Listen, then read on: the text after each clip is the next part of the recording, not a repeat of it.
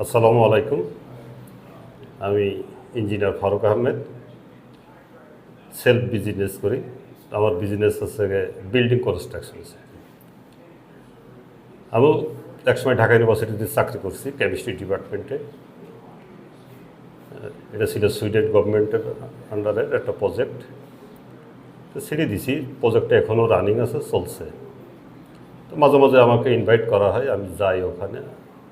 এবং Sweden alumni অ্যাসোসিয়েশনের একজন মেম্বার, যেহেতু আমি সুইডেন থেকে উমিও ইউনিভার্সিটি, উপসালা ইউনিভার্সিটির আন্ডারে উমিও ইউনিভার্সিটিতে ডিপ্লোমা কোর্স করছিলাম। যাই এই জন্যে সবসময় আমি ঢাকা ইউনিভার্সিটিকে মানে কৃতজ্ঞতা এবং স্মরণ করি, যেহেতু আমার কেরিয়ারকে একটা শেষ আসছে ওখান থেকে। যাই হোক, এই মেডিটেশন সম্পর্কে আমি অনেক আগে থেকে জানতাম। 1990 সালের দিকে আমি পেপার পড়তেছি। পেপার পড়তে পড়তে দেখি যে মেডিটেশন সম্পর্কে ওই সময় পেপারে লিখছে। তো মেডিটেশন কি, তখন আমার কোনো ধারণা ছিল না, আমি জানতাম না। তো ওইটা পড়তেছি, দেখি যে হুন্দাই কোম্পানি, কোরিয়ানের যে হুন্দাই কোম্পানির, তো ওখানে উনি লিখছেন যে প্রত্যেকটাই এমপ্লয়ি, তাদের যে ডিউটি সকাল 8টা থেকে শুরু হয়, ঠিক 8টায় অফিসে আসতে হবে, ফ্যাক্টরিতে আসতে হবে, এবং তাদের কাজের ভিতরেই আধা ঘন্টা মেডিটেশন। আমার একটু কিউরিওসিটি হলো, কী সেটা কী জিনিস যে তাদের কাজের ভিতরে এইটা। তো তখন আমি পড়ি, দেখলাম পুরাটা। তাই হুন্দাই কোম্পানির যে মালিক, উনি ছিলেন ক্যান্সারে আক্রান্ত।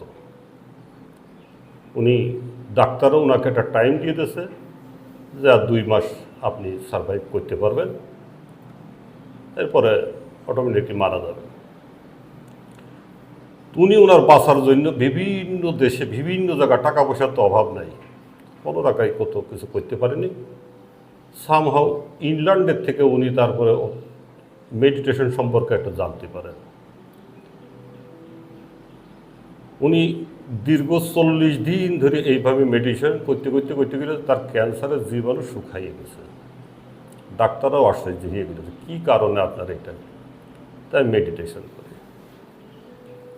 তখন থেকে কিন্তু মেডিটেশনের উপর আরও জোর দেওয়া শুরু হইল। উনি তখন এসে ওনার সমস্ত এমপ্লয়ীদেরকে বললে যায়, এই চাকরির ভিতরেই থাকবে, তোমাদের প্রত্যেককে আধা ঘন্টা করে মেডিটেশন করতে হবে। আমার মনে হয় স্টিল নাও হুন্দাই কোম্পানি এখনও চালু আছে, তাদের সমস্ত এমপ্লয়ীদেরকে চাকরিতে এসে মানে কাজে জয়েন করার আধা ঘন্টা তাদেরকে মেডিটেশন করতে হয়, এবং শরীরকে রিল্যাক্স করার জন্য, শরীর ব্রেনকে রিল্যাক্স করার জন্য। এবং প্রত্যেকটা যখন আমরা এই যে মেডিটেশন করতেছি, তখন যখন বলা হচ্ছে যে নরম ঘাসের উপর দিয়ে আমরা হেঁটে যাচ্ছি, বা ব্রেনটাকে মাইন্ডের সিটুতে, একটা জিনিস খেয়াল করে দেখতেছেন যে যখন যদি নদীতে পানি, নতুন করে পানি আসে, এটি হয় তার কুল দিয়ে যত মরা গাছ টাছ থাকে, এটি থাকে, পানি পাওয়ার পর কিন্তু শিকড়গুলো আস্তে আস্তে সতেজ হতে থাকে, মনে হয় আবার জীবন ফিরে পাচ্ছে, আবার ফিরে পাচ্ছে। ঠিক আমাদের শরীরের ভিতরে যে শিরা উপশিরাগুলো আছে, এগুলো যে শুকাইয়ে গেছে, এ পানি পাচ্ছে না, বা এর প্রোটিন পাচ্ছে না, এটি যখন আমরা এই মেডিটেশনে সে শরীরটাকে রিল্যাক্স করে দিয়ে, দুনিয়ার সমস্ত কিছুকে বাদ দিয়ে ব্রেনটাকে নিয়ে আসতেছি মেডিটেশনের উপর নিয়ে এসে, যখন শরীরে এই ইনপুটগুলো দিচ্ছে, তখন কিন্তু প্রত্যেকটা শিরা উপশিরাগুলো আবার জেগে উঠতেছে। জেগে উঠে কী হচ্ছে, আমার শরীরের যত দূষিত পদার্থ হোক, যাই হোক, এই যে আমরা বলি যে দম নিয়ে সময় কথা যায় যে প্রকৃতি থেকে সমস্ত প্রাণ ও শক্তি আমার শরীরে প্রবেশ করুক, এবং বাতাসের সাথে সমস্ত দূষিত বাতাস আমার জন্য শরীর থেকে বেরিয়ে যায়। এটা আমি ব্রেনকে সব ইনপুট দিয়েছি, ব্রেন কিন্তু সেই কাজই করে। তা আমরা এই ধরনের মেডিটেশন করলে পরে শরীর থেকে অনেক রোগ বিধি আমাদেরকে দূর হবে। আমি এই সুবাদে আমি কোয়ান্টাম মেথডে কিন্তু 2-3 বার কোর্সও করেছি, যেখানে টাকা দিয়ে করতে হয়। টাকা দিয়ে আমি কোর্স করছি, আসলেই ভালো লাগছে, শরীরটাকে একটা রিল্যাক্সে। যখন খুব ফ্রাস্ট্রেশনে থাকি, মানুষ মাত্রই তো খারাপ ভালো সব কিছু মিলেই তো মানুষ, যখন এই যে ঘুম থেকে যেমন প্রত্যেকটা মানুষ কিন্তু এই যে ব্রেন স্ট্রোক করে বা হার্ট অ্যাটাক করে এটি হয়, এটা কিন্তু হয় কিন্তু সময় ভোরবেলাতে, বেশিরভাগই ভোরবেলাতে। মানুষ ওই সময় ঘুম থেকে ওঠার পরেই যখন তার পরিকল্পনা টল্পনা সঠিক থাকে না, এটি থাকে না, বা একটা ফার্স্টেশনে ভুগে ওঠে, ফট করে শরীরটাকে উত্তেজিত হয়ে গরম হয়ে মানুষ কিন্তু মারে। কিন্তু আসলে এইভাবে ওঠাও ঠিক না। ওঠার আগেই যেটা করতে হয় কি, বসে বিছানায় কয়েকবার জোরে জোরে দম শ্বাস নিয়ে আবার শ্বাস ছাড়লে পরে এটি শরীর কিন্তু রিল্যাক্স হয়ে যায়।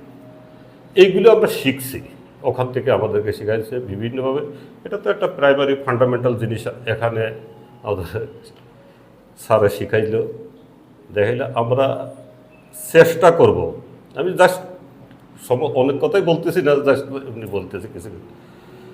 এই কোর্সগুলো নিজেদেরকে আয়ত্ত নিয়ে আসবো, আরও একটু ডিটেলস জানতে চেষ্টা করবো, নিজেদের শরীরের প্রতি নিজেরাই। আসলে সত্যি কথা কি, যে আমার শরীরই কিন্তু রোগ প্রতিরোধ ক্ষমতা আমার শরীরই তৈরি করতেছে, শরীরের ভিতরেই আছে। জাস্ট এইটাকে ঝালাই করে নিয়ে শরীরকে সেইভাবেই আবার ইনপুট দিলে ঠিকই নিজেদের এত ওষুধ খাওয়া বা এত কিছুর প্রয়োজন হয় না। এটা আজকে যে উদ্যোগটা নিছে, যে মেডিটেশনগুলো করাইলো, যে কথাগুলো বললো, আসলে চমৎকার। আমরা এখান থেকে যাওয়ার পর আরও চেষ্টা করবো তার এই কোর্সটাকে আরও একটু বড়ো করার জন্য। আরও অনেক বন্ধুবান্ধবদেরকে বলবো যাতে সবাই এসে করে এবং এটাকে নিজেদের ভিতর নিয়ে আরও একটু নিজেকে বোঝার চেষ্টা করো। আসলে নিজেকেও সময় দিতে হয়। একটা ওই যে একটা মেয়ের ইটি দেখাইলে শুধু কর্মতার ভিতর বা ব্যস্ততার ভিতরে নিজেকে নিয়োজিত না রেখে নিজের প্রতি নিজে একটু ভালো হতে চেষ্টা করে। আসলে কে কি বললো কি না বললো এটা দেখার বিষয় না। দেখার বিষয়টা হচ্ছে কি, আবার নিজেকে বাঁচতে হবে, সুস্থ থাকতে হবে। আল্লাহ সবচেয়ে বড় নিয়ামত হচ্ছে যে সুস্থতা।